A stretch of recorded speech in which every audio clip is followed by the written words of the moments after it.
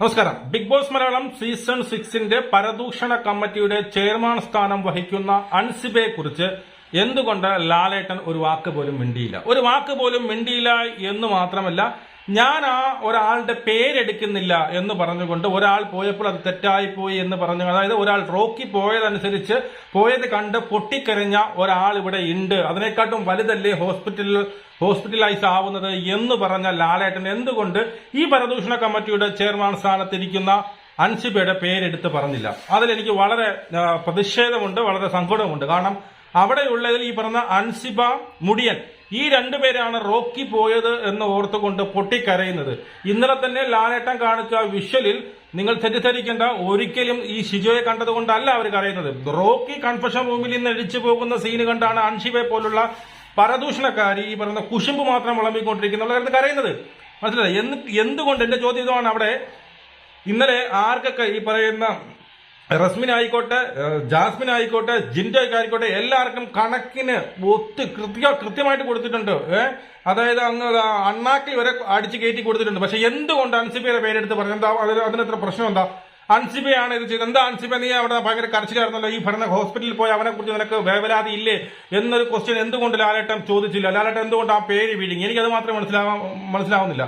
ദൃശ്യത്തിൽ അഭിനയിച്ച ആ ഒരു ഇതാണ്ടോണം, ആ ഒരു ഫേവറിസം കാണിച്ചത് എനിക്കൊട്ടും ഇഷ്ടമായിട്ടില്ല.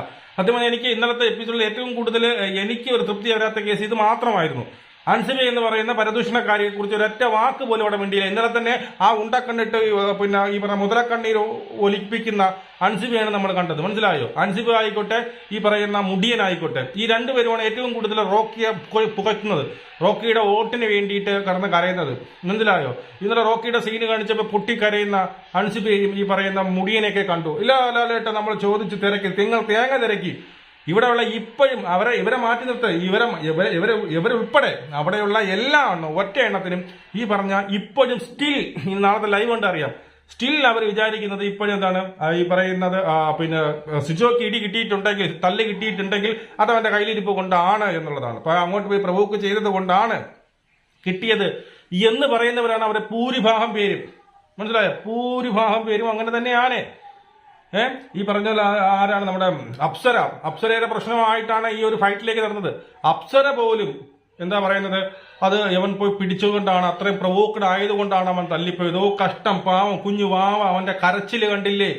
അവൻ ഈ പറയുന്ന കൺഫഷൻ റൂമിൽ കിടന്ന് മോങ്ങി അലറി വിളിക്കുന്നത് കണ്ടില്ലേ? എന്ന് പറഞ്ഞുകൊണ്ട് സുജയുടെ അടുത്ത് വന്നിട്ടുണ്ട്. സിജോ അവിടെ ഇടികൊണ്ടിരിക്കുന്ന സുജയെ കുറിച്ച് ആർക്കും ഒരു വേവലാതിയില്ല. പുറത്തുപോയ ആ ഗുണ്ടയെ കുറിച്ചാണ് വേവലാതി. അപ്പൊ എനിക്ക് പറയാനുള്ള എന്റെ പ്രതിഷേധം ഇത്രയും മാത്രമുള്ളൂ. എന്തുകൊണ്ട് അൻസിബയുടെ പേര് ലാലേട്ടൻ എടുത്തു പറഞ്ഞില്ല? എടുത്ത് പറയണമായിരുന്നു. അങ്ങനെ അവൾക്ക് മാത്രം ഒരു പ്രത്യേക കൺസിഡറേഷൻ ഒന്നും കൊടുക്കേണ്ട ആവശ്യമൊന്നുമില്ല. അവളെയും എടുത്ത് പുണ്ടിൽ കൊണ്ടുവന്ന് എന്തുകൊണ്ട് നീ ഈ പറയുന്ന ഹോസ്പിറ്റൽ ഓപ്പറേഷൻ കഴിഞ്ഞ് കിടക്കുന്ന അവനെ കുറിച്ച് നിനക്ക് എന്തുകൊണ്ട് നിനക്കൊരു സഹതാപം തോന്നുന്നില്ല? ഒരു ഇടി കൊടുത്ത് പോയവന് കൂടെയാണല്ലോ നിങ്ങളുടെ കൂറ എന്ന് എടുത്ത് ചോദിക്കണമായിരുന്നു. അത് തെണ്ടിത്തരം വന്നാൽ എനിക്ക് പറയാൻ പറ്റില്ല ലാലേട്ടാ. ആ ഒരു സംഭവത്തോട് ഞാൻ ഒട്ടും യോജിക്കില്ല. ഈ പറയുന്ന പരദൂഷണ കമ്മിറ്റിയുടെ ചെയർമാൻ സ്ഥാനം വഹിക്കുന്ന അൻസിബയെ എടുത്തിട്ട് കുടഞ്ഞ് അവളെ പുറത്തോട്ട് കൊണ്ടുവരണമായിരുന്നു. അതിൽ എനിക്കൊരു ദുഃഖമുണ്ട്. നമുക്ക് വീണ്ടും കാണാം. ജയ് ഹിന്ദ്.